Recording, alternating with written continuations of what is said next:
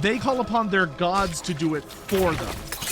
So functionally, so like when you're dealing with like an orc of the big wall, the orc shaman is not sitting there like, oh, I'm gonna cast this spell, like I'm gonna say all these like big fancy words that I've studied for a lifetime in order to cast a big old spell where I'm gonna like mess somebody up. No, he's literally just dancing a jig because he feels the power of the Wa. He feels something innate deep down in like his soul, in his mind, and he feels himself being like, oh yeah, I feel it, and he is essentially kind of projecting that god's will. He has like a very special connection with his god, and is functionally acting as a fulcrum or a mouthpiece that allows his god to impact the world around him, where he's sort of at the mercy of what his god wants, but they are channeling the power of their deities as opposed to being like active sorcerers. And that's why their spells or almost always have something to do with their god, where it's like, you know, all of the orc spells and goblin spells are about their different gods getting involved, summoning down the bad moon, summoning the spider children of the spider god, calling upon Mork to curse their enemies or bless their allies, calling upon Gork to literally scoop up groups of orcs from the battlefield and drop them elsewhere, or summoning a manifestation of Gork who shows up and stomps on a part of the battlefield. So they're kind of that's kind of what you're looking at. Similar to the chaos lores. A lot of chaos sorcerers are not purely wielding dark magic. Instead, they are calling upon their gods, and their gods are funneling the magic for them. They're filtering the raw magic through their god, and then their god shapes it into whatever spell it is they're going to cast.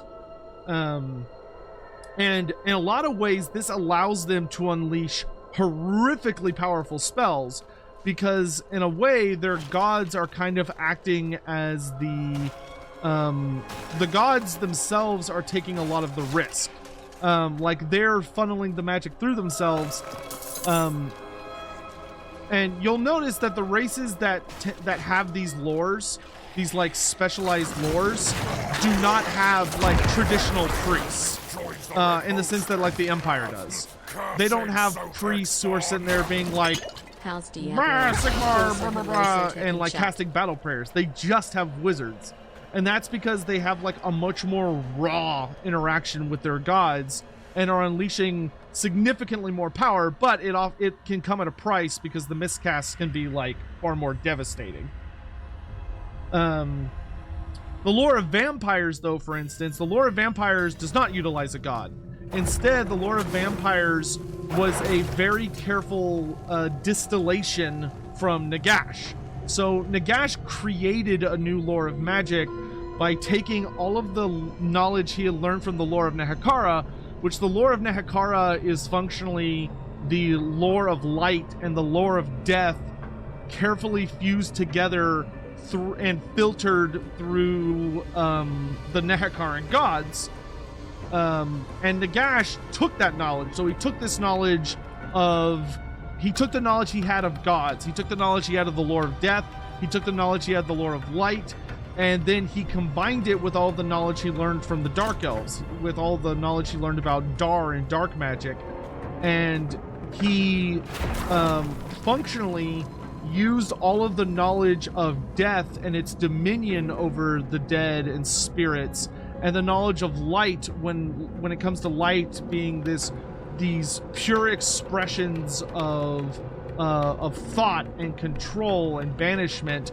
And he very carefully, meticulously distilled together a new lore that allowed him to forcefully rip back aspects of souls that had passed on, but only bringing back like little fragments of those souls.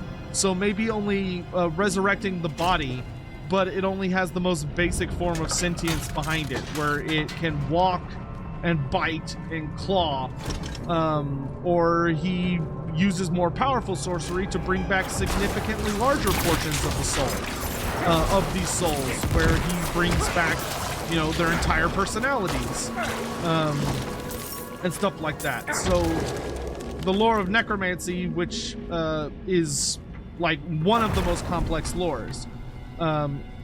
The most complex lore is the lore of high magic, which is a very perfect, flawless balance of the 8 winds.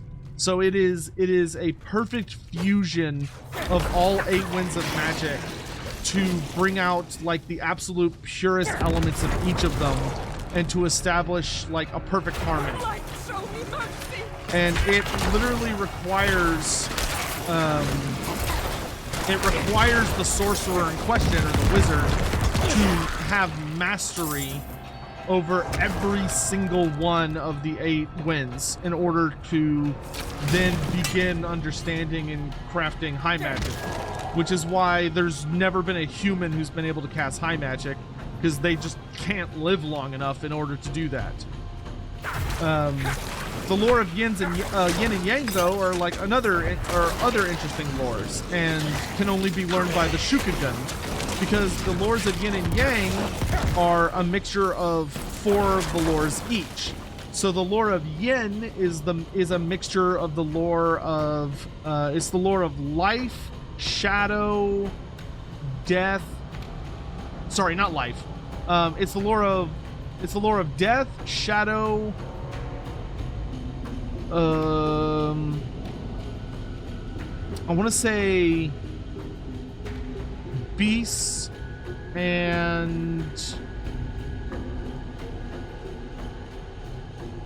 what's the last one?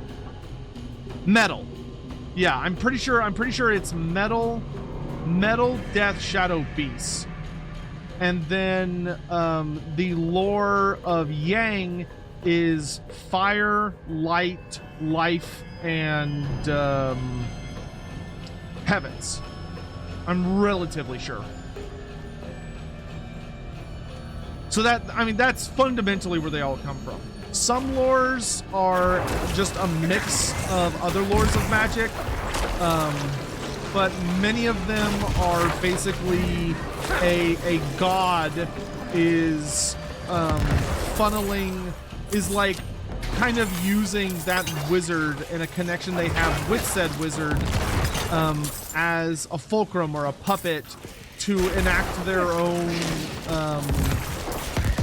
influence on the mortal plane, which is what priests do. But priests are distinctive from wizards, only just, but priests do have a unique relationship. And that they do not realize they're actively channeling the winds.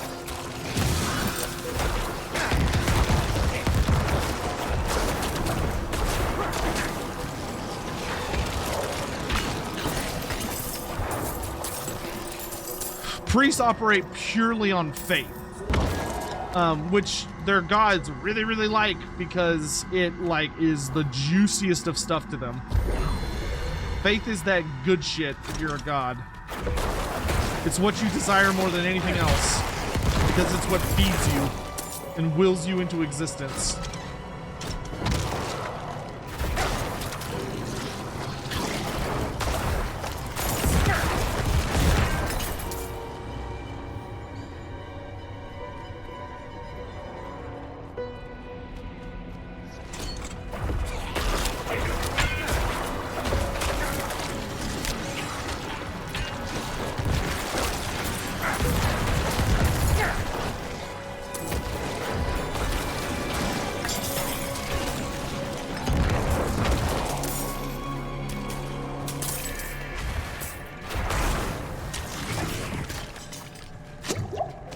Oh, it's so nice to have skeleton mages, dude. They provide so much additional damage. What magic would the fishmen get? I don't know. I feel like they would have like the lore of the tides or the lore of the abyss, something like that. It would depend on what their theming ends up being. Like if you really lean into like the nightmarish entities in the depths of the ocean, and they're much more designed around like the concepts of like fear and like being literal nightmares, then I would probably call it the lore of the abyss. But if they're more of a like a full-on nautical theme, and it's more just about their relationship with the ocean and like all the various creatures to be found within it, I would probably go with like the lore of the ocean or the lore of the tides or something.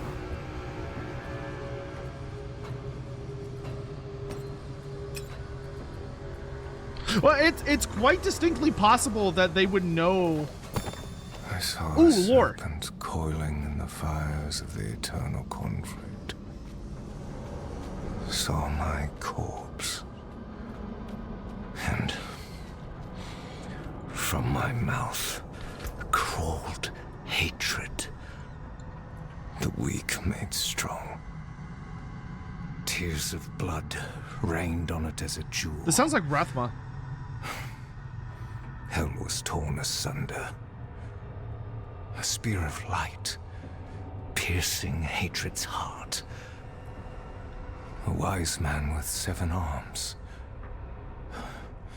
Fog of lies, plagues of every name. I saw a child give birth to a mother. As hatred's sun set, and that of terror and destruction dawned. Well, that's concerning. Oh, did I not pick one of these yet? No.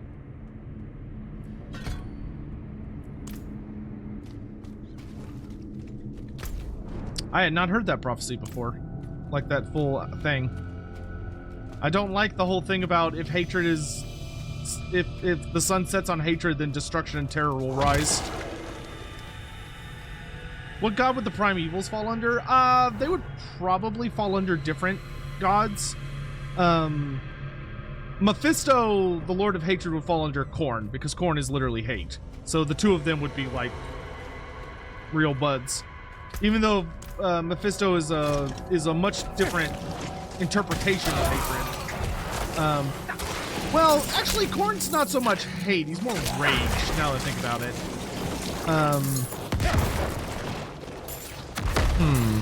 I mean, Mephisto is, like, incredibly conniving and scheming. So, like, I actually feel like he would be the most Zinchian of the three.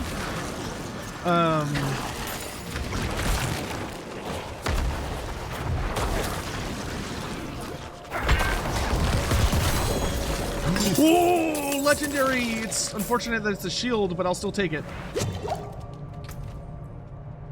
Ooh! The Aegis of Explosive Mist gives me thorns. Life regeneration when not damaged recently. It makes it that when I use Blood Mist, it triggers... Oh my god. If I use Blood Mist, it makes it where any corpses I pass over explode. Well, that's fucking insane. Oh, that's a sexy shield. Well, apparently I need to get Blood Mist.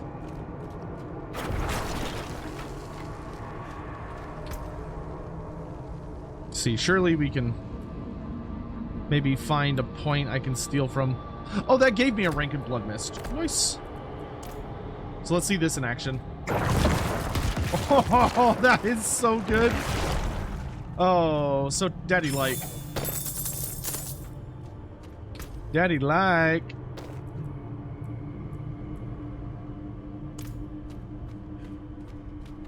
Nice. Quite pleased to have found a legendary. When am I running multiplayer max difficulty hardcore campaign with Turin? That's assuming I can even get a hold of Turin. I haven't really had a chance to talk to him in like what feels like 1,000 years. But if the opportunity presents itself, I would love to do that. That would be a lot of fun.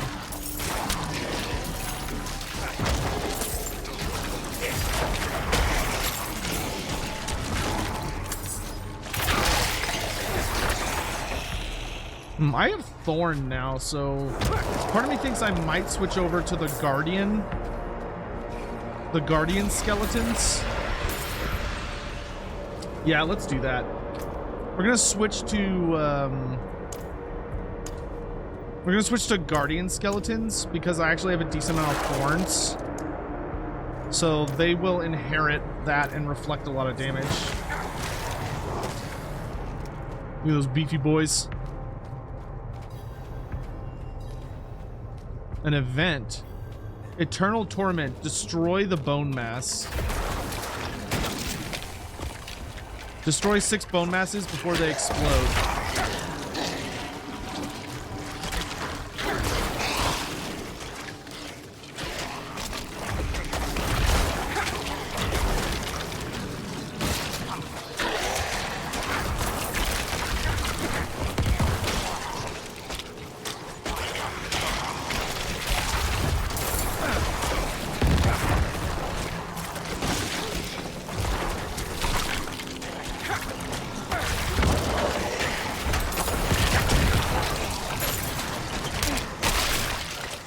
Failed on that one.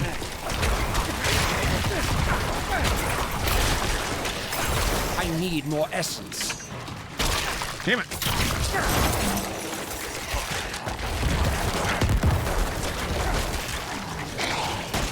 Oh, I need one more. No, I failed. Damn it. I was one short.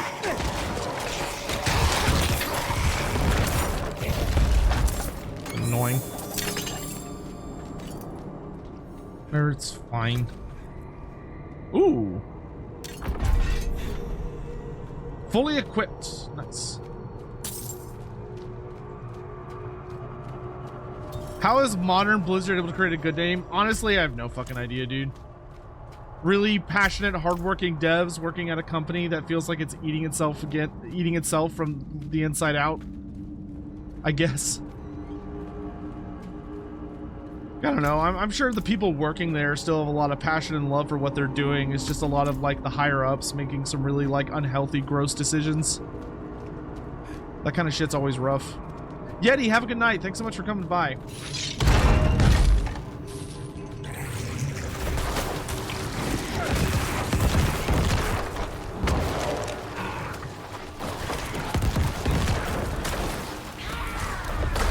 Oh, you're big.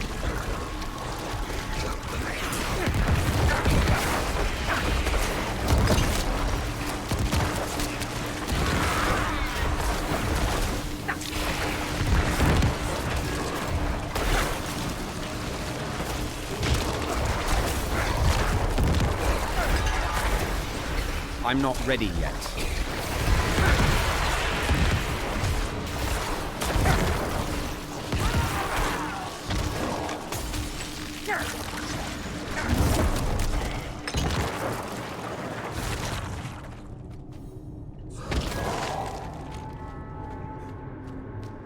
Didn't drop any items. Rude.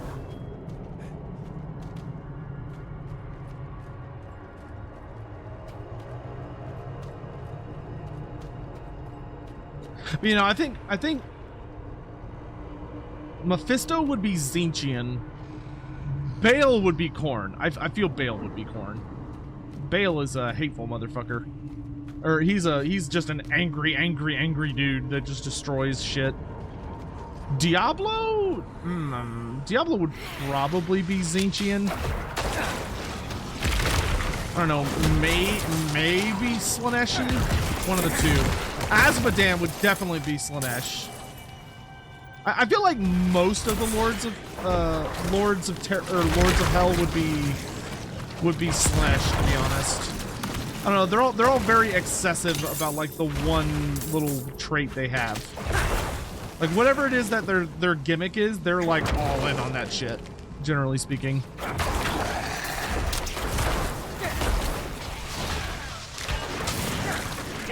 I need more essence.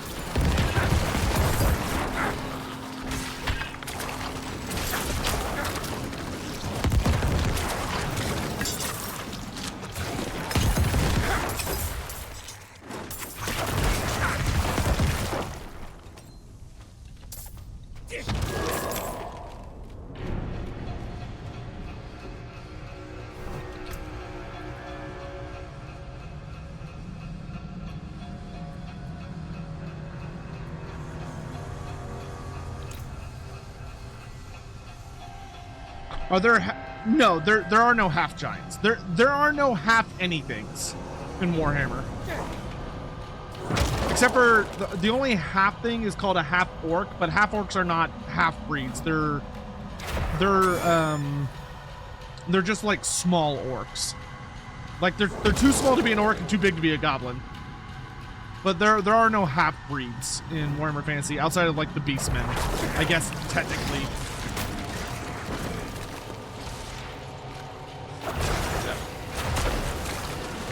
But there's no half giants, there's no half ogres, there's no half orcs that are like actually half orc, half something else entirely.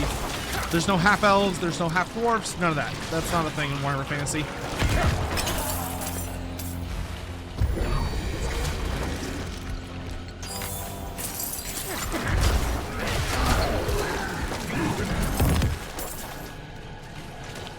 They're all entirely different species.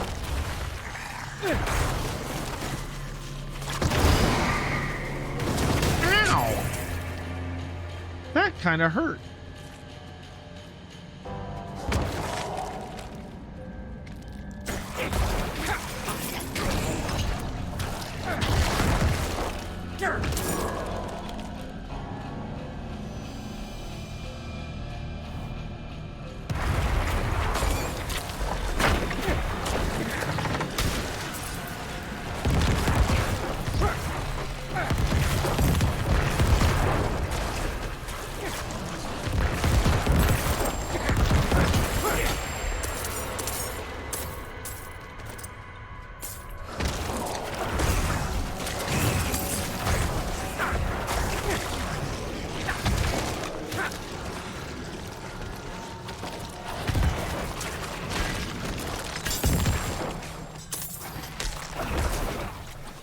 All the rares.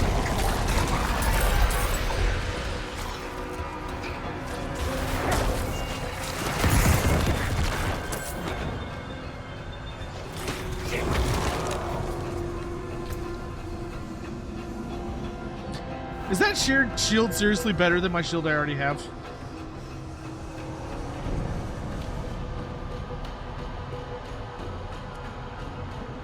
It does not give me a point. It's close. It's very close to being better than the one I have.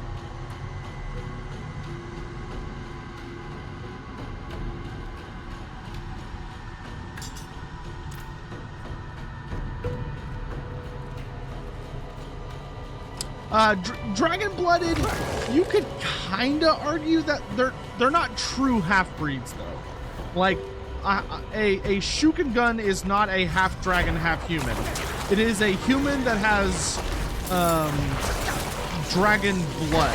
They can't turn into dragons. They don't have draconic features. The only way that their dragon blood functionally expresses itself is that they are longer lived than humans, significantly. They're able to live longer, and they have like magical.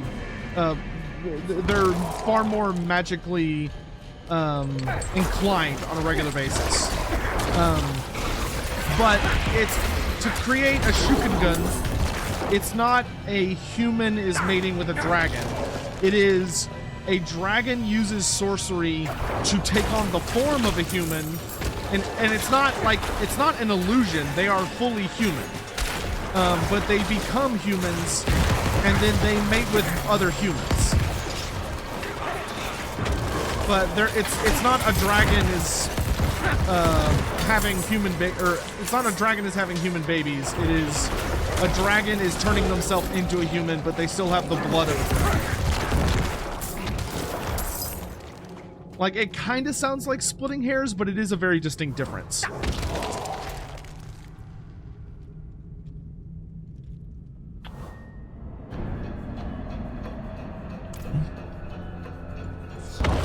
Would the blood kiss work on an ogre? I think it is distinctly possible that it would. It would probably have some like weird interactions. It probably would not be a completely smooth process, but I do believe there's enough evidence there to suggest that ogres could become vampires. Yeah. Because, like, supposedly in the lore, there is a halfling who became a vampire, and supposedly in the lore, and we know about Bra the Slave Lord, right? You know, an ogre who ate a necromancer and became, like, supercharged with necromantic energy to the point that he's able to walk around and just raise the dead around him. So, and like ogres and halflings seem to be more closely related to humans than they are to, than like any of the other species are to one another.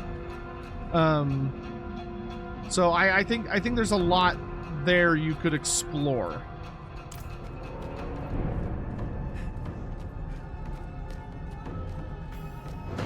Scourge of the Land. He's a big boy.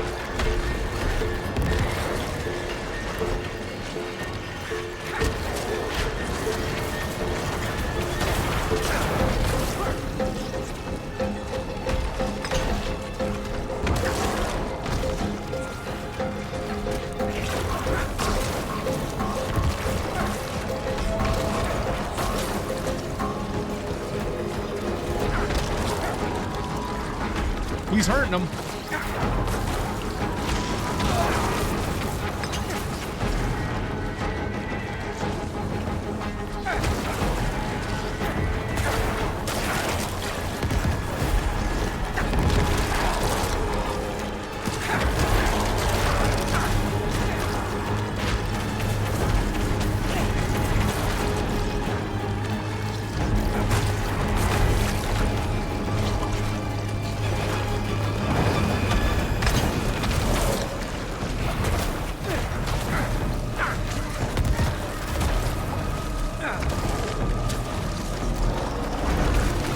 Bro likes his damage over time area effects.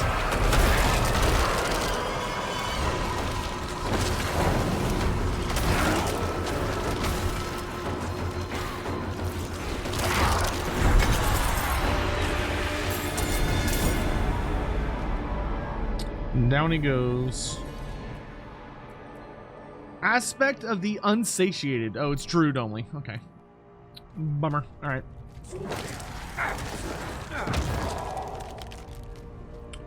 Cool beans.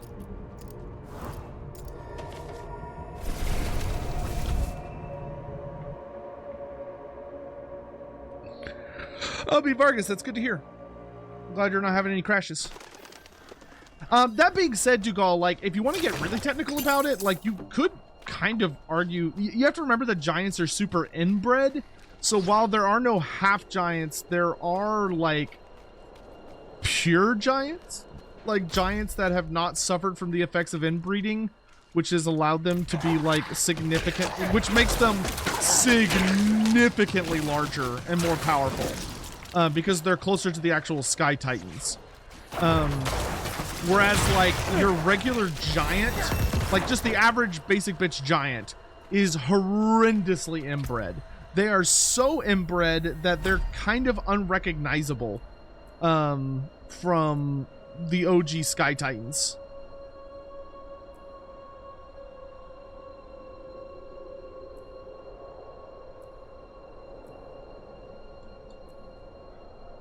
Do I want a bone spirit? I think I do want a bone spirit. Though I could also buff my darkness skills. I do have quite a few darkness skills. Damaging enemy with darkness increase my movement speed. They take 2% increased shadow damage from my minions. That's nice.